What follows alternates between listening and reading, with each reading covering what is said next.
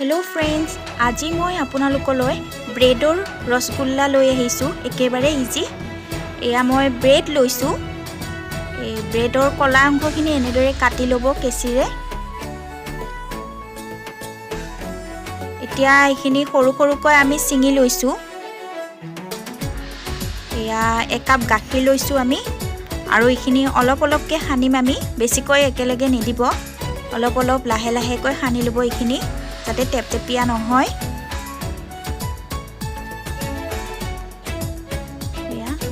এইখিনি আটা মৰাৰ দৰে ভালদৰে মোহাৰি ল'ব, তেতিয়া বস্তুটো স্মুথ হ'ব আৰু খাবলৈ বেছি টেষ্টি হ'ব।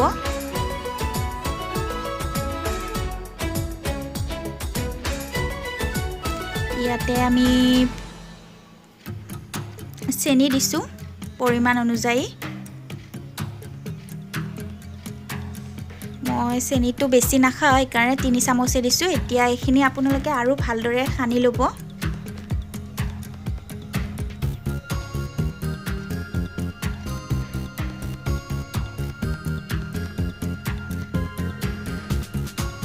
এয়া এনেদৰে এইখিনি আমি অলপমান টাইম ঢাকি থৈ দিম এনেদৰে।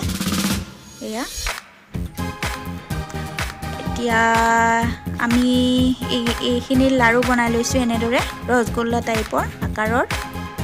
এয়া সৰু সৰুকৈ আপুনি এয়া বাকীখিনিও মই এনেদৰে কৰি লৈছোঁ, চাওক। এতিয়া মই কেৰাহীত এয়া 2 কাপমান পানী দিম। এয়া ইয়াতে চেনি দিছোঁ আমি 2 কাপ, আৰু এইখিনি এতিয়া বইল হ'বলৈ দিম। এয়া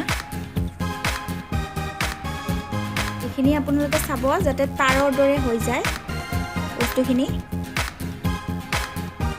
এয়া উতল আহিছে। এতিয়া আমি এটা এটাকৈ ইয়াতে ৰসগোল্লাৰ গোলটো দি দিম। ইয়াতে চাওক, এনেদৰে আপোনালোকে চাইডেৰে ভালদৰে চেনিখিনি দি দিব, যাতে চেনিৰ পানীটো সোমাই যায় ইয়াতে। এয়া মোৰ ৰেডি ৰসগোল্লা ব্ৰেডৰ।